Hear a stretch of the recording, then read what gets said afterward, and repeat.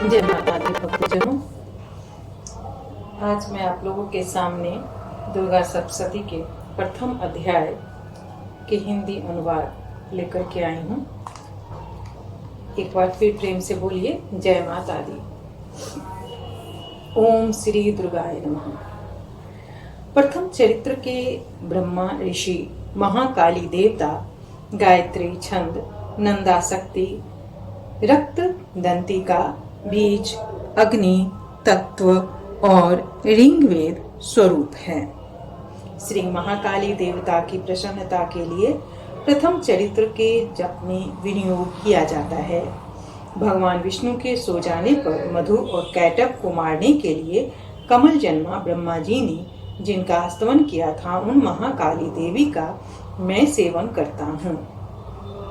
मैं अपने 10 हाथों में खड्ग, चक्र, गदा, वाण, धनुष, परिध, शूल, भुसुंडी, मस्तक और शंख धारण करती हैं। उनके 3 नेत्र हैं।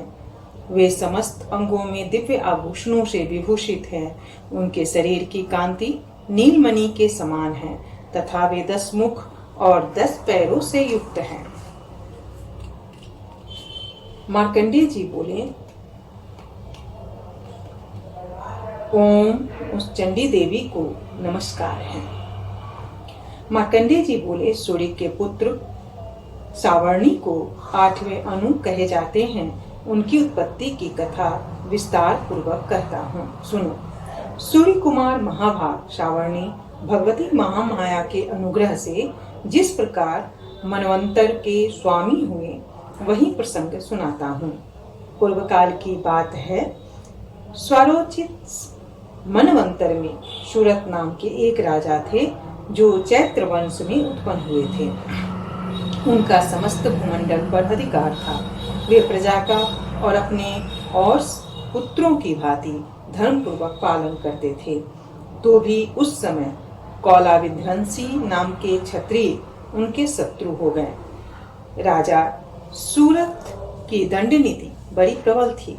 उनका शत्रुओं के साथ संग्राम हुआ। यद्यपि कोला विध्वंसी संख्या में कम थे, तो भी राजा सूरत युद्ध में उनसे परास्त हो गए। तब वे युद्ध भूमि से अपने नगर को लौट आए और केवल अपने देश के राजा होकर रहने लगे। समूची पृथ्वी से अब उनका अधिकार जाता रहा, किंतु वहां भी उन प्रबल शत्रुओं ने उस समय महाभाग राजा सूरत पर आक्रमण कर दिया। राजा का बल क्षीण हो चला था, इसीलिए उनके दुष्ट, बलवान एवं दुरात्मा मंत्रियों ने वहां उनकी राजधानी में भी राजकीय सेना और खजाने को हथिया लिया। सूरत का प्रभुत्व नष्ट हो चुका था, इसीलिए वे शिकार खेलने के बहाने घोड़े पर सवार हो वहां से अकेले ही एक घने जंगल में चले गए। वहां उन्होंने विप्रवर मेघा मुनि का आश्रम देखा, जहाँ कितने ही हिंसक जीव अपनी स्वाभाविक हिंसावृत्ति छोड़कर परम शांत भाव से रहते थे। मुनि के बहुत से शिष्य उस वन की शोभा बढ़ा रहे थे। वहां जाने पर मुनि ने उनका सत्कार किया और वे उन मुनि श्रेष्ठ के आश्रम पर इधर उधर विचरते हुए कुछ काल तक रहे।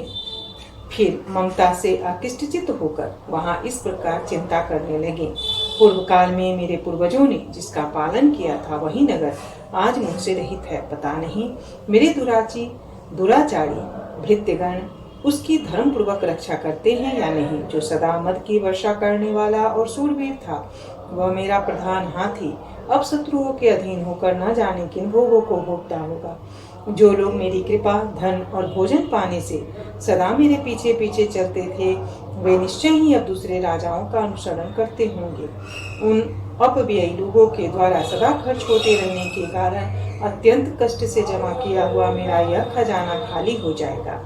ये तथा और भी कई बातें राजा सूरत निरंतर सोचते रहते थे। एक दिन उन्होंने वहां विप्रवर मेघा के आश्रम के निकट एक वैश्य को देखा और उससे पूछा, भाई तुम कौन हो? यहाँ तुम्हारे आने का क्या कारण है? तुम क्यों शोकग्रस्त और अनमने से दिखाई देते हो? राजा सूरत का यह प्रेम पूर्वक कहा हुआ वचन सुनकर वैश्य ने विनती भाव से उन्हें प्रणाम करके कहा। वैश्य बोला, राजन, मैं धनियों के कुल में उत्पन्न हुआ एक वैश्य हूँ।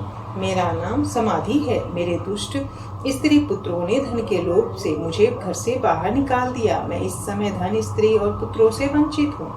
मेरे विश्वसनीय बंधु ने मेरा ही धन लेकर मुझे दूर कर दिया, इसीलिए दुखी होकर मैं वन में चला आया हूँ। यहाँ रहकर मैं इस बात को नहीं जानता कि मेरे पुत्रों की, स्त्री की और स्वजनों की कुशल है या नहीं। इस समय घर में वे कुशल से रहते हैं अथवा उन्हें कोई कष्ट है। वे मेरे पुत्र कैसे हैं? क्या वे सदाचारी हैं अथवा दुराचारी हो गए हैं? राजा ने पूछा, जिन लोभी स्त्री, पुत्र आदि ने धन के कारण तुम्हें घर से निकाल दिया, उनके प्रति तुम्हारे चित्त में इतना स्नेह का बंधन क्यों है?